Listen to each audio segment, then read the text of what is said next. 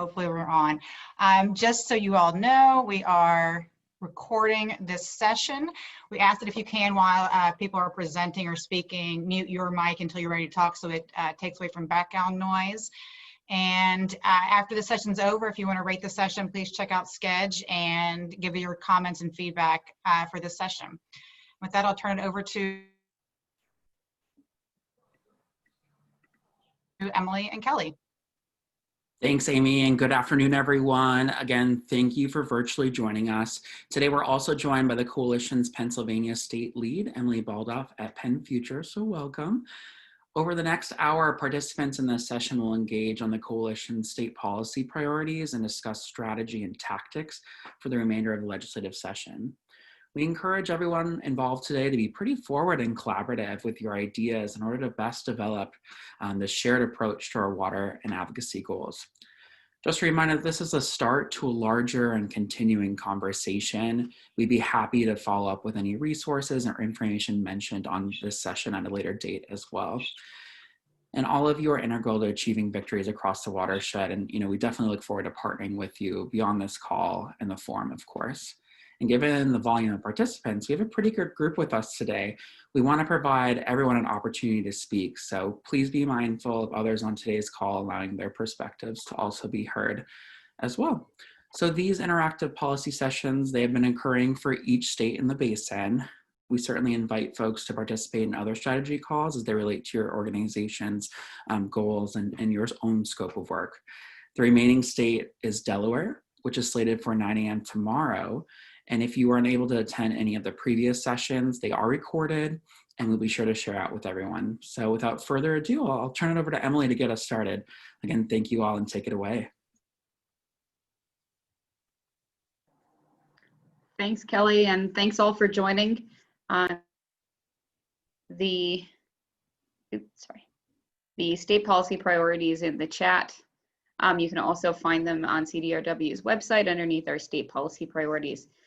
So first, I'd like to start off with an overview by reading off our 4 policy priorities that we set back in January at our annual meeting for our state. The first was advance a dedicated source of funding for clean water programs in Pennsylvania. The second is to promote and defend funding for the Commonwealth's water and conservation programs. The third is to support restoring Pennsylvania's contribution to the Delaware River Basin Commission to full share funding level of $893,000. And the fourth is reducing single-use plastics from entering the watershed through supporting zero waste packages and or local municipal ordinances. For the simple fact of that is a lot to get through and that we only have an hour, I think it would be best if we can choose one of those policy priorities to really dive into and discuss deeper on how, as a Pennsylvania group, that we can move this forward and really start working hard on trying to make at least one of these happen, if not all of them. So kind of a strategy on how we should go through after we choose one of those priorities to discuss could be, what does a victory look like for these goals, and how do we define that we have pretty much had a victory or made it to to a point where we can say that we are completing the task at hand. And are these policies feasible to achieve this year legislative session, and what do we need to do to prepare for possibly continuing these into 2021, or also what broader scope should we be looking at when we reconvene in possibly January? I'm also open to the idea of possibly meeting in late fall so we can have a meeting just PA folks and for a few hours to actually have time to really dive deep into all these issues in programming, and then come to the table in January with having the discussion's already done, and we can really take a handhold and clean vote on what we want to work on in 2021. So is there a particular priority that anyone on the call really feels strongly about starting with to discuss? You can yell out or type it in the chat.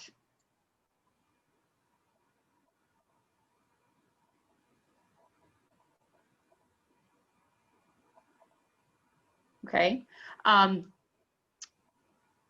Maybe the easiest one to start trying to put together a format of how we can start proceeding forward and then use that format in future areas is, why don't we talk about advancing the dedicated source of funding for clean water programs in PA? Kind of an overview, excuse me, I'm sorry, I read off the wrong one that I had prepared in case no one wanted to kick it off. Promoting and defending funding for the Commonwealth's water and conservation programs was the one that I really wanted to focus on. So a starting point at this would be breaking down in Pennsylvania where we need to defend those funds besides just the river basin commissions. And 3 of those areas would be the Department of Agriculture, DEP, and DCNR funding, who are the 3 main groups or who are the 3 main agencies in Pennsylvania, excuse me, that defend clean water. Excuse me for 1 second. Kelly, can you pick up for 1 second? I'm sorry. No worries. So, thank you all for, thinking and digesting all of these. These were adopted early on in January at our annual member meeting. And as, the rise of COVID came about, we've done, multiple things to still touch pace with these legislators and lawmakers, making sure that they know the coalition are working on these priorities and that we are stronger than ever despite being remote with all of our organizations in our homes. So we organized like a virtual event. This was got to be in May, Emily, right? Where we kind of advocated based on these priorities and met with people via Zoom, just like this, is at the early ages who are trying to be innovative. And I know that Emily at the end of this wants to invite you all to another virtual event too, but we're making sure that we're touching base with members on a clear set of strategies and making sure that everyone feels included, they have a voice in those strategies, and can move forward with us in those goals. So I think that's kind of the tone and base of today's conversation. And I'm really excited to kind of think about how we promote and defend the Commonwealth water and conservation programs too. So I hope that sufficed, Emily, and happy to hand it over to you again. Thanks, Kelly. I apologize for that. My allergies are really driving me crazy. That I'm not sick, I swear. Anyway, continuing, and thank you for picking up there, Kelly. So as Kelly mentioned, we had already had a Pennsylvania Hill Day once in 2020. Actually, it was in April. We had our Clean Water Week where we teamed up with Choose Clean Water and also Western Pennsylvania watershed organizations. And instead of going to Harrisburg like we were planning to on May 5th, we actually held a virtual week of watershed education. And we met with, I believe it was about a dozen, between a dozen and 15 state legislators in the House and the Senate to talk about our policy priorities, especially funding clean water source funding, dedicated funding to clean water sources, and also state agency and the DRBC fair share funding. As Kelly mentioned too, we're in the preparation of doing this again to try and further our policy priorities in the state of Pennsylvania before budget season in October. So I can give you more details about that coming up in the next few weeks. At the end of this call, we can even dive in a little bit deeper there. One other way that you can get involved as we're trying to advance these policy priorities in Pennsylvania is that there's a group of CDRW, Choose Clean Water, and Western PA members who are really working hard to update the Pennsylvania Legislative Clean Water Briefing Book. If you want more information on that, I can also give you that information if you wanted to participate in that updating process. I believe that the original copy was written and published in 2018, and it's time for a little bit of just a update. So we're towards the end of that, and hopefully we will have a virtual form of that briefing book that we can start handing out to state legislators and agency heads within the next coming month. Hopefully next coming about 2 to 3 months, if not sooner. So talking about agency funding and where we should move on from there, I also see in the chat that Todd Pride said that he thinks that the first 2 are the most important, and number 3 a part of number 1 and 2 and the outgrowth of them. So thank you for those comments, Todd. So moving forward, I'd like to start trying to look at here. So what, does anyone have an opinion on what we should see as a victory or milestones that we're hitting as we're working towards these top two policy priority goals as we're trying to find funding for clean water? Everyone can come off mute. I really would like this program to be really interactive so that we're talking back and forth and have an open pathway of communication. I think that's something that has been slightly lacking in the past, and we're trying to, Kelly and I have been working together to try and figure out how we can bring more voices and be more inclusive with all members in Pennsylvania to make sure that all these policy priorities can fall in line with everyone that is a PA member. Hey, Emily, it's Jeff. Go ahead, Jeff. Just I don't pay as much attention to the Pennsylvania legislature as I do up here in New York. Can you just give us a really brief backdrop on kind of where we stand in the legislature and the parties that are in control and how the governor's office is feeling about environment these days, particularly funding? What's the kind of the general lay of the land there? Sure. So since COVID, a lot of water issues have been kind of put slightly on the back burner. The big battle in the last 2 weeks has been Reggie, which does not necessarily pertain to this coalition at the very moment on what we're talking about here.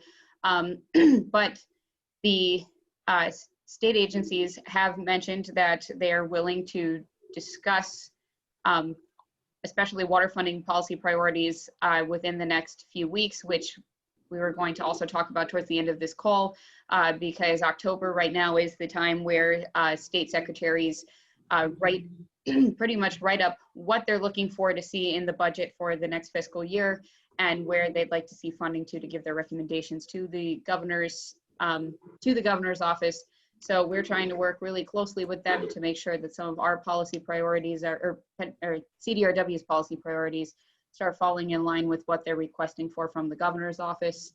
In Pennsylvania, environmental groups mostly have a good rapport with the governor's office, and at least folks within there where we have spaces where we can get in there to talk to different folks and try and get what we're looking for,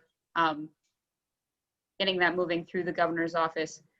There has been a lot of changing up of seats within the state house and the state senate in the last couple of weeks, and honestly, Ezra has that. There's just been a lot of stuff going on that Ezra couldn't make this call today, unfortunately, to be on here with us. But pretty much where we're looking here is it's a little bit of a mess, which Pennsylvania always is, but we have allies and different components that we could definitely work with to move our policy priorities forward at the very moment. I'll add in too that Pennsylvania is the biggest part of the watershed for the Delaware River. So we have the bulk and density of our membership. About over half, I think about 85 folks exist, in the environmental community and watershed education sphere within Pennsylvania. So a real opportunity to elevate those voices and make sure that our legislators are meeting from these key folks in these places and emphasizing that the environment, clean water, and funding is of importance, especially during COVID. Yes, and to just tag on to what Kelly was saying, I mean, even just as an example, back in April when we had our virtual week, it was very seldom a little bit different on the Chesapeake side, but every single Delaware representative or senator that we approached gave us the meeting that we were asking for in the height of COVID to talk about clean water and what's going on in the Delaware, especially for the simple fact of that the Delaware is drinking water to over 13 million people, just in general. Same thing at what we're looking at coming up in October to do these meetings again. So as Kelly put it, it's been very important to have active members in Pennsylvania to get in front of our legislators, especially in the state, along with when we move on to however we're going to move forward with the federal meetings coming up in the early 2021.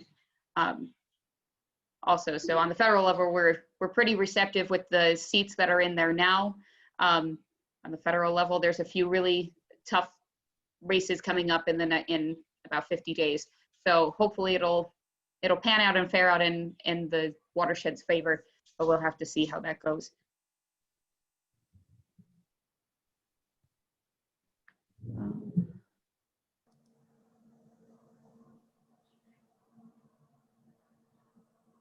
Okay. So I have a couple thoughts on funding. My name's Krista Shire. I'm with Aqua, Pennsylvania, and the Schuylkill Action Network.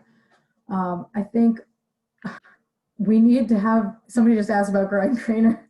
We need perpetual funding for these important grant programs that everyone goes to. We need to make sure that there's funding in there to support all of the PRPs the municipalities are putting together, because they're all competing for that funding. Yes, they need to do their own financing as well, but there needs to be a bigger pot for stormwater. And then another issue that I don't think has been addressed is when there are fines for environmental damages, that goes into the general fund. It doesn't go back right into the environment. And I think that's something that could be addressed as well.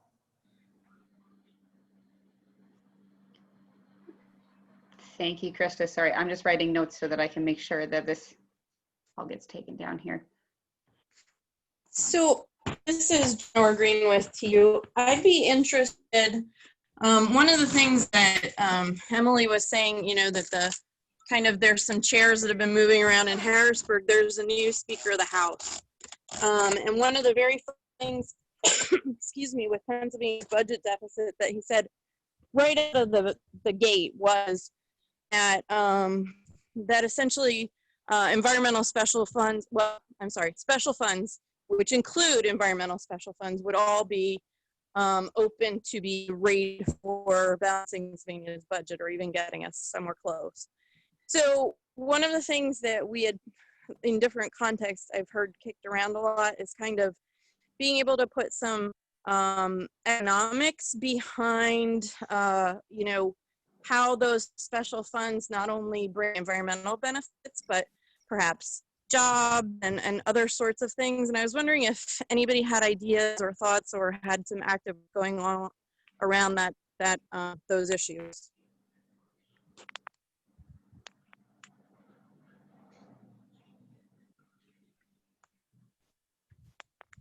Yeah, feel free to type in the chat box or unmute yourself in response to Jen's question.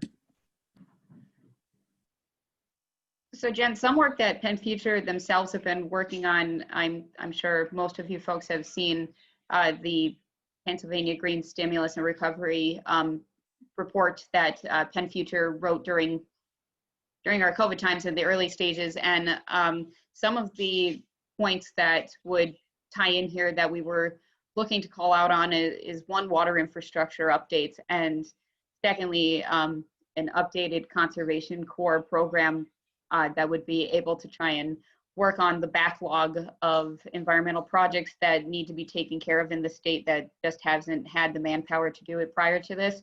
Also, another component that we didn't add in there are nature-based tourism jobs and economic stimulus. I mean, just looking back at anything that the William Penn Foundation has been doing with fishable, swimmable rivers, it really is highlighting the recreational value of the longest undammed river on the East Coast.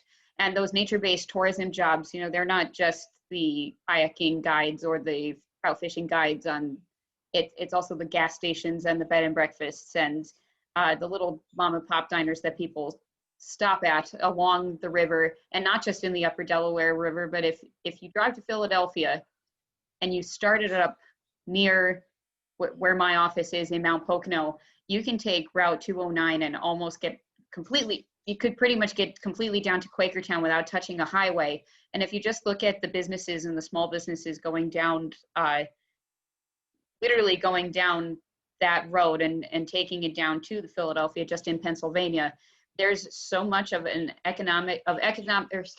are so many economic dollars that should be able to be backed by giving fair share funding to the DRBC to ensure that they make sure that that river stays as pristine and beautiful as you're driving that road coming down there. Also too, to make sure there's riverbank stabilization projects that are being reviewed correctly and implemented correctly by DEP.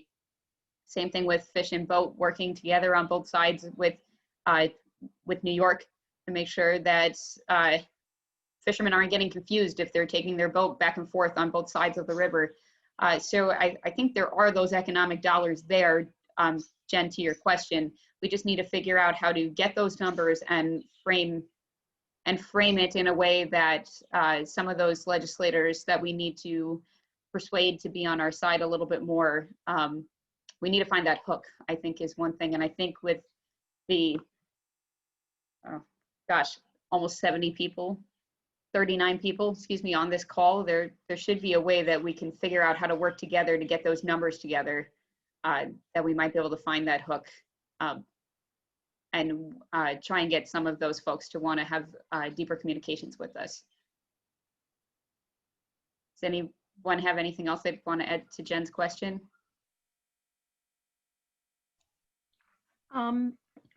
Grace Woodard. I'm from New York State. I'm not familiar with the legislative push of either state, really. But my question is, you were alluding to economic issues.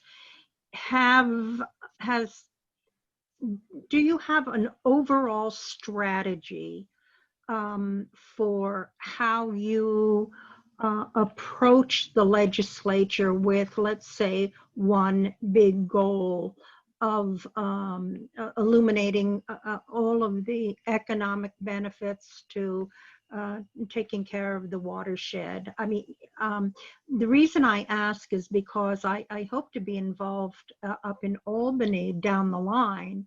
And my thinking is, I come from sort of an arts background, but many times people needing funds are operating with hat in hand, and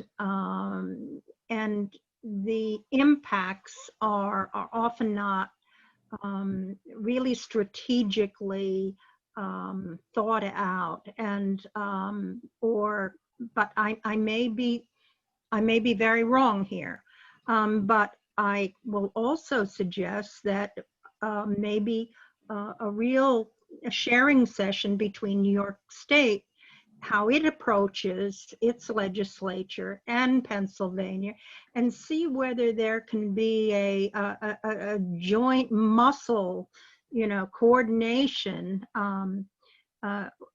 Often the actions are somewhat different, even though the goals themselves are the same. That's it. Sorry, Kelly, were you going to say something, or do you? No, yeah, I think cross-state strategies are so important, and we have, a state lead program, one organization kind of leading the way and facilitating these groups within each independent state. And we want to kind of bridge the gap there and have more cross-state collaboration, making sure that our state leads, like, for example, Jeff Skelding at Friends of the Upper Delaware is on today's call here, making sure that as it relates to certain issues, there is coordination, making sure that we aren't just recreating the wheel every time, and making sure that, we're in this together and we can learn from each other's, tribes and tribulations throughout the watershed as well. And to answer your question, Grace, on the economics, certainly so. When it comes to the watershed, we can talk about jobs, we can talk about species conservation, we can talk about people directly benefiting by their drinking water sources, et cetera. So there's tons of stuff that we can create in the economic lens, and can certainly be a resource to you and your organization, or anyone else on this call, in framing the economics of the watershed to your issue or campaign and cause. May I just add, many times when there are many needs, that if you throw in the whole kitchen sink, you dilute your cause. That's been,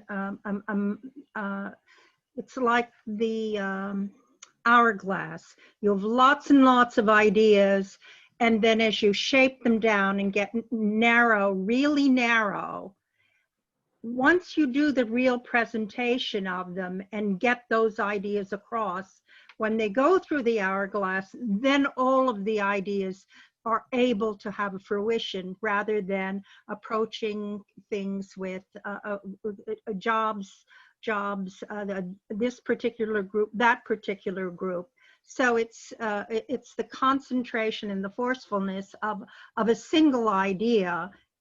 That's my comment. Certainly, yeah, and we use those approaches accordingly to what we're trying to push and such as well. So, and it's also dependent too on the various groups that we represent and what they can bring their voice to the table and experience. But Emily, I know you might have wanted jumped in there as well. No, you're good. I did want to speak on the cross-state collaboration, and the group of the 4 state leads have been really pushing in the last year and a half to really create that space and make it better. I'm on the phone with Jeff quite a bit. Same thing with Rebecca from New Jersey. So we're getting there, and I appreciate your comments because you're completely right with a bigger power arm. I mean, even just for example, normally when we go in to see a few of the bordering legislators in Washington, D.C., Jeff and I are in the same meetings together to make sure that those arms are there. Yeah, Grace, this is Jeff. There's a good recent example where that model is playing out. So the state of New York did a statewide trout plan, which obviously had huge implications for the upper Delaware River in New York, but it involved Pennsylvania too, because it's a border water, right? We needed Pennsylvania engagement on that, believe it or not, even though it was a New York only policy. We needed Pennsylvania Fish and Boat as part of the conversation. So I was able to call Emily. Emily activated the Poconos Waters Group, Emily, I always forget their name, who sent a letter to Harrisburg. That helped us in New York get done what we needed to get done. So we are doing some of this stuff. But yeah, more is better. Yes. Our Pocono Waters, Jeff. You almost had it. You only missed the first I word. even have a sticker on my refrigerator, and I can't, for some reason I have a blockage on that, but thank you for your help on that, Emily. Absolutely. That's what we're supposed to be doing, right? So good comments and talk about interstate strategies. So trying to position us back with our policy priorities that we had set for 2020. I think the big question here is what policies are still feasible that we can achieve this year through this session and through December before we start looking at January's new or re-emitting the same policy priorities. COVID put a real big damper on a lot of different things and put a lot of bigger subjects in front of our state legislators and different items. So looking at our 4 policy priorities, I think the biggest thing we need to do now is figure out what is still achievable. And I think that we already did set the stage, or is pre-setting the stage by having one more Clean Water Week of Action this year in October. So actually, I'm just going to talk about this now so then we can keep referring back to it. So October 4th, the week of October 4th is going to be a Clean Water Week of Action. Once again, it's going to mirror kind of what we did in April, minus all of the extra, social media content and things like that. So this is going to be strictly meetings that we need to get with key players in the state legislature, including and folks from the Appropriations Board and the ERA committees or the environmental resources committees, and also is trying to get in with those meetings with state agencies to make sure that we're talking with the secretaries and we get memos on what our policy priorities are so they can include them in their memos to the governor that are due before Halloween at the end of October. This week was kind of vital that we needed to pick that week just so we can make sure these meetings, if they do get tossed to the next week, there's still time to get our information and educate these legislators on why it's important to have our 4 policy priorities looked at and thought consciously about as they're moving into the next fiscal year planning. So looking ahead at that, we are I'm working with the state lead for Choose Clean Water, which is our sister coalition, and also a representative from the Western Pennsylvania watershed organizations, because just like Grace said before about interstate power arms, we've started creating a bigger power arm by working with other watershed groups in other watersheds, because of all watersheds across Pennsylvania are asking for the same thing, especially agency funding and dedicated source for clean water funding. You know, it's not just our couple of counties in Pennsylvania that are asking for it. It's a statewide ask to our legislators, and hopefully we'll be able to find a champion within the legislature that would be able to help try and move this through, and hopefully relatively soon. So with that in mind, if anyone's interested or wants to know more information about the Clean Water Week or wants to get involved with meetings, hopefully in the next couple of days, I'll have confirmed times and dates and who we're meeting with and whatnot. But if you're interested, you can email myself or Kelly, and we'll make sure you get on the list so you get all the extra information for that. And at the end of the program, I'll make sure that our emails go in the chat in case you don't already have them. But if you talk to anybody at CDRW, they know how to find me and I can help you out there. So advancing clean water, or advancing the dedicated source for clean water programs, and also defending the Commonwealth's water and conservation programs and agency funding, and the full share funding for the DRBC are the three main asks during that Clean Water Week for this year, because we believe that it is doable to at least keep the momentum going on these issues. And then specifically in the Delaware meetings, we will also talk about the single-use plastics priority. So I believe that Choose Clean Water is not going to talk about that in their Chesapeake meetings that they're having, but because it's a policy priority of ours, I will ensure that it's included in those meetings in October. So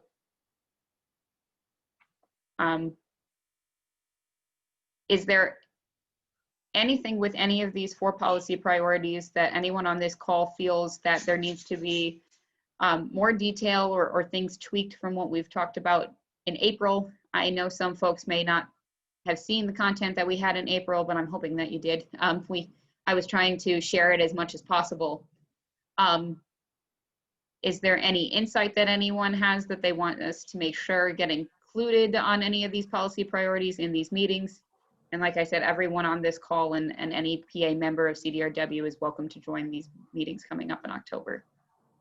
So Jennifer brought up the idea of the economic benefits of funding these programs. And I think that needs to be stressed. And I also think the DEIJ components and just the diversity of the population in the Delaware and just all of the major impacts. It's not just, you know, giving money to nature, we're giving them back to the communities where these projects are taking place, and focusing on like triple bottom line benefits of the projects that we're funding. And it's not just like feel good green, you know, nature money. It's actually fueling our economies and our drinking water and our you know, elevating different communities. So I think touching on all those could be really important. Thanks, Krista. So as we're looking towards touching on those those topics for these meetings, legislators like to see numbers.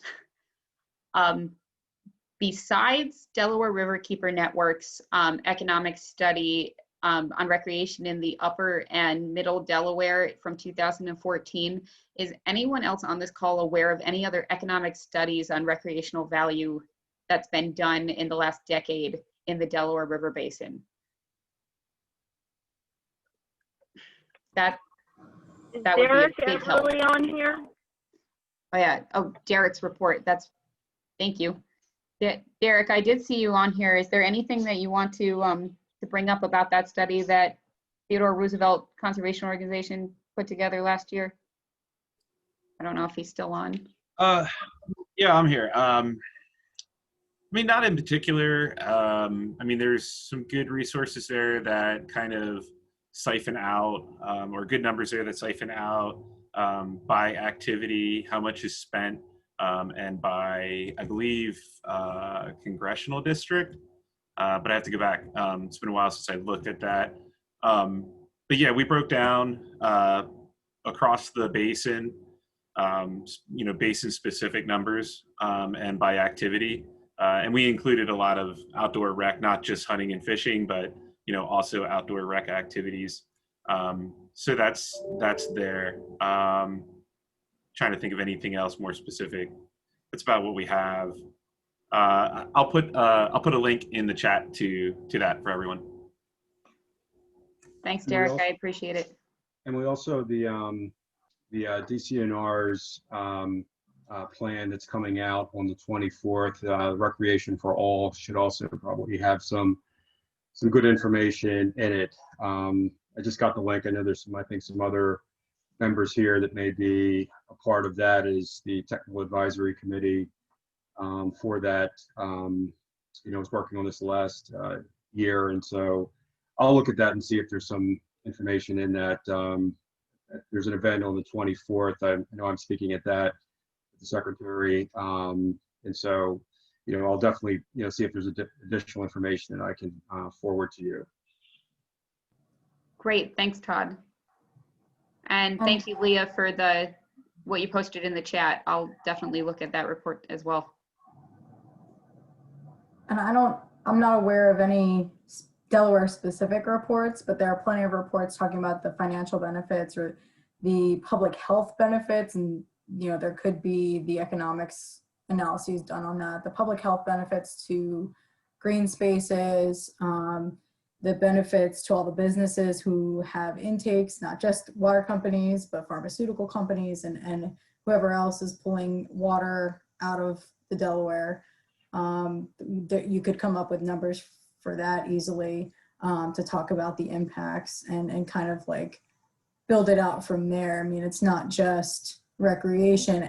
Like the cleaner the water, the better the local industry, the better the local health. It kind of spreads out and affects every aspect of our society.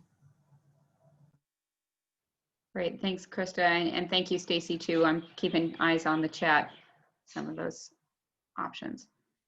Okay, great.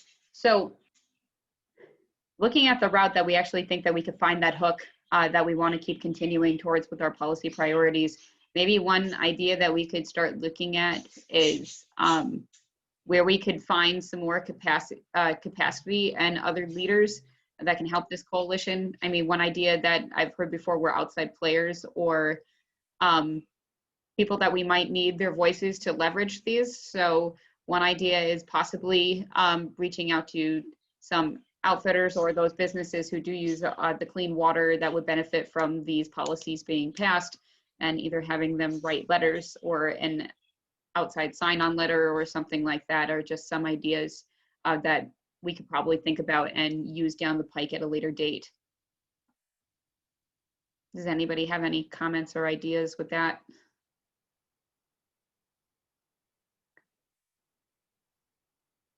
Or does anybody have any relationships with even just guides on the Delaware who might be worth having on the meetings with us and on these phone calls with us coming up?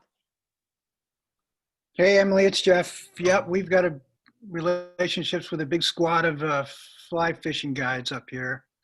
We know a lot of them. We often engage them for the kinds of things you're talking about on the New York side, but many of them are from Pennsylvania, or they ply the waters of Pennsylvania. They put their boats in Pennsylvania. It's sort of they're both New York and Pennsylvania up here. So we have a list of them. We know them, and I'm certainly happy to work with you, on creative ways to engage them. So, And Emily, if you need a list of other angler groups for the Delaware, I can definitely send that to you. I've been a member of the Delaware River Fishermen's Association for a while, and there are quite a number of sportsmen's groups that are using the Delaware. I think the last number that I've seen is over 30. So if you need that, let me know. And also with any of the outfitters, I mean, Cabela's been, and Bass Pro Shops, a long time supporter, of ours. So just let me know what I can help with that.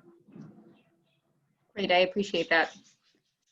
I do know of the Backcountry Hunters and Anglers up headquarters in Albany, so that may be a possibility. I'll mention that further to Jeff. Great, thank you, Grace.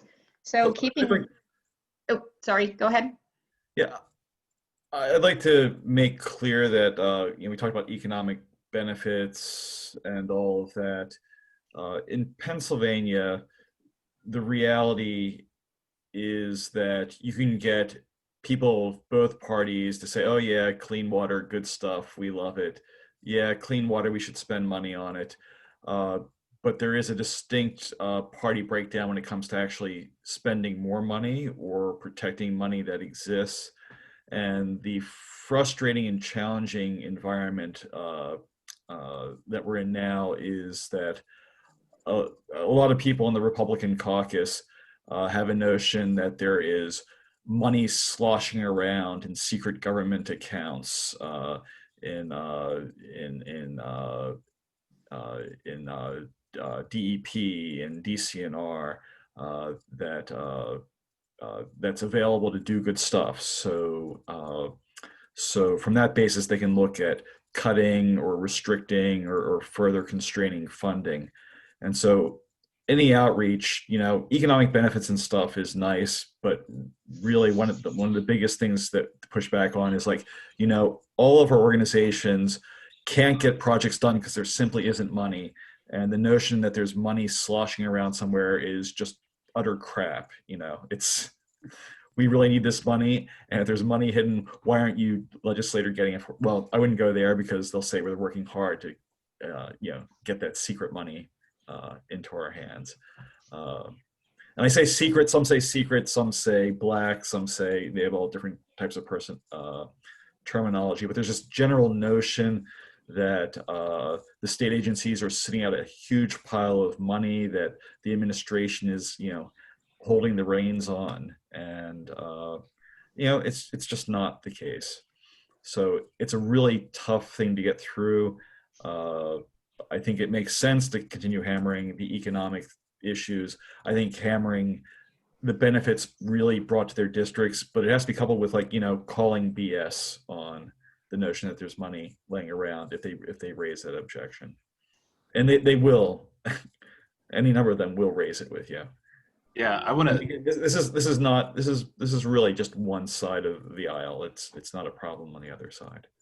I want to second that. I don't know how many of you had the opportunity to tune into the Senate Democrats hearing on outdoor recreation yesterday, but Cindy Dunn did a really great job of addressing that point directly, and that is something that they are hearing about this money sitting there. And she did a really great job. Hopefully there's a recording of that meeting somewhere. But she did a really great job of addressing why sometimes there is money that looks like it's sitting there and how long it takes for projects to be finished. And, I can also speak to just, again, being a local TU chapter member, board member. Our projects are often a year to 2 years in the making before we even apply. And then it takes time for us to get the projects done too. So Andy's spot on that. That's something we heard over our conversations with GOP members in June and May, that there was this dark money. They like to use that term sitting around. And we do need to address and let them know that that money is allocated. And I know, speaking for our groups, we have projects that are waiting that we would love, that are shovel ready, that we're waiting for funding. So if there's money sitting around, we'd love to see it. If I can elaborate just a moment more to make it clear to people what's going on.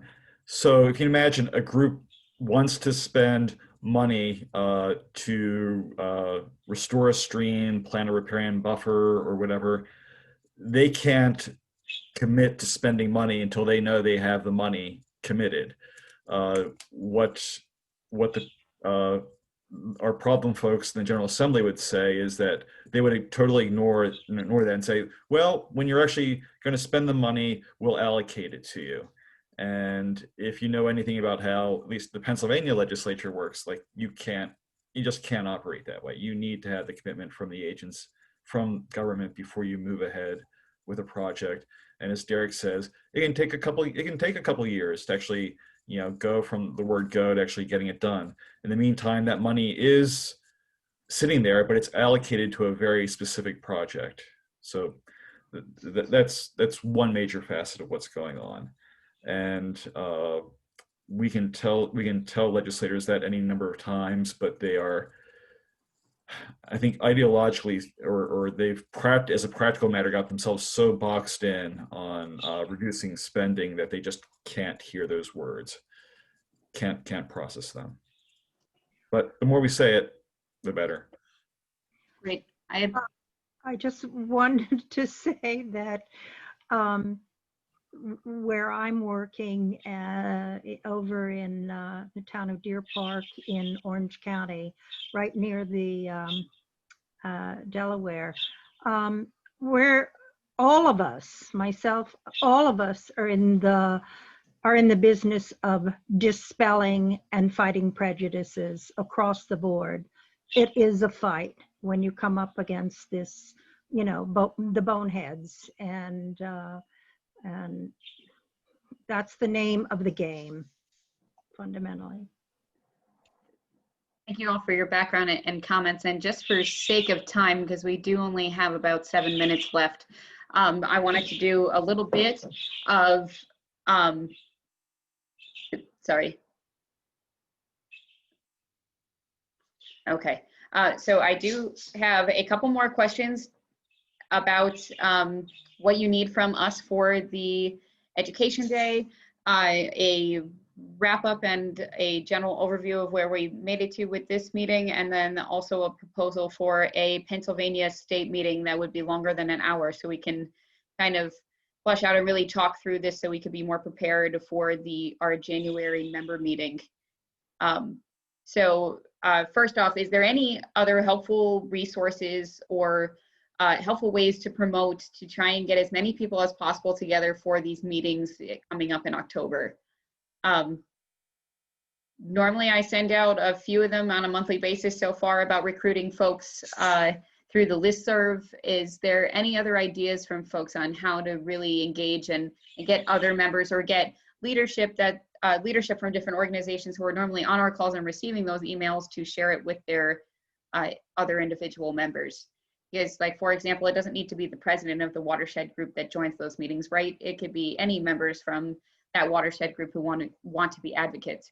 And these calls with the legislators will be 100% educational, so then nobody has to worry about anything with the elections coming up. I just wanted to clarify that as well.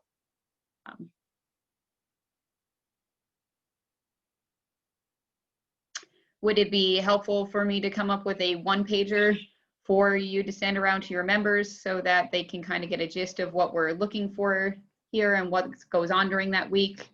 Something a little more flashy than sending an email, maybe.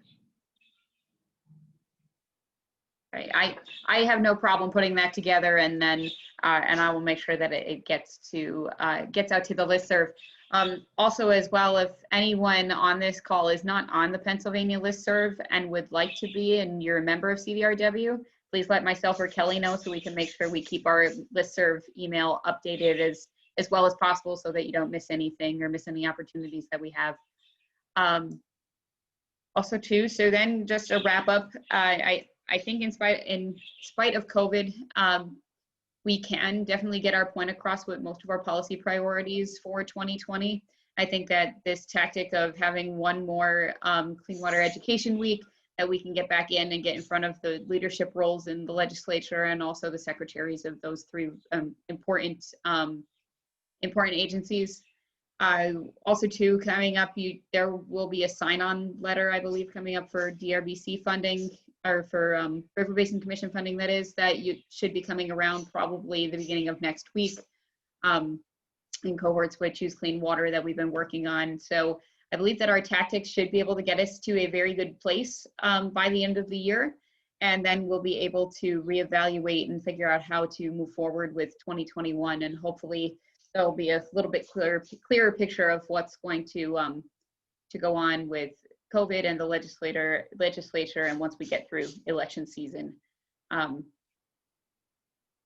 See here, what else? So we have about 4 minutes left that I would be happy to initiate an open floor if there is any other topics or a future policy priority that's stewing around in someone's head that they'd like to bring up and possibly talk about, so we can start brainstorming.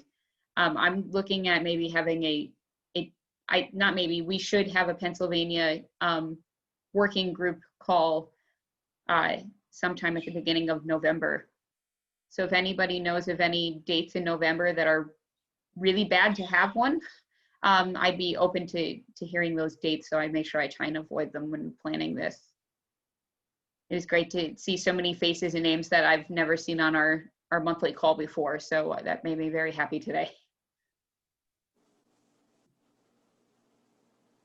Hey, Emily, I know you only got a couple minutes left. Did we just skip over the very first question from Steph Kroll about the Growing Greener program? I know there's probably everybody on this call knows more about that program than I do, but the little bit we have tried to interact with that program, it's like the funkiest funding program I've ever heard of. It's like every time I make a call to Harrisburg, it seems like there's no set timeline on that program, how it gets funded, what's the cycle. It's been a really hard thing for us to understand up here in Northeast PA and then across the river in New York State. Does anybody on the call know anything about what's going on with that? Sure. Andy, go ahead. I see Jeff, raising your hand. Growing Greener has sort of an amorphous definition in PA, but I'm going to guess that you're primarily looking at the DEP administered Growing Greener Plus program. And in that case, just so you know, I've been asking the administration repeatedly, when are those grants going to be announced? When are they going to be announced? You know, that cycle, DEP closed the grant applications in early January for that. And it's crazy that they're not out yet. And I would just encourage that anyone that has an application into DEP on that to make inquiries and build the pressure.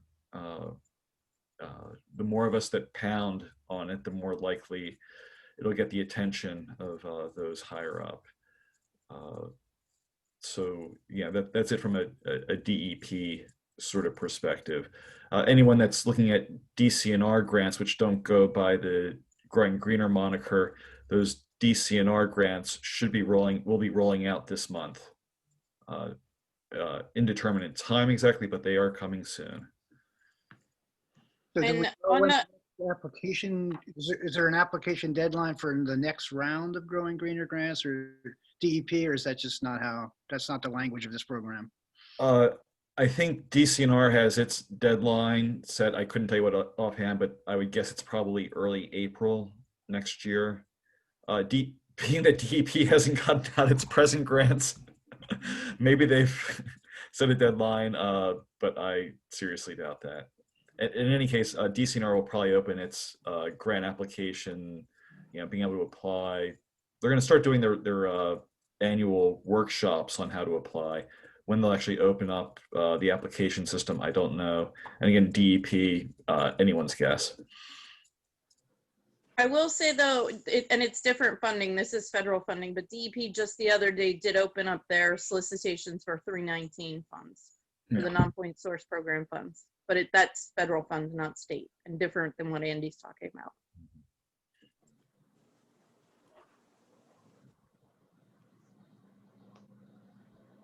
Jeff, did that answer your question? Sorry. That is the most clarity I've gotten on Growing Greener in my entire career existence. Thank you very much. Thank you. So we are at time. So I wanted to just give a last call if there was anything anyone else wanted to discuss or wanted me to put on the agenda for the workshop that we'll have in November. If not, thank you all for joining. I look forward to seeing you on the member calls and in November. Thank you. Thanks, Emily. Thanks, everyone. Thank you. Thank you. Thanks, Emily. Thank you.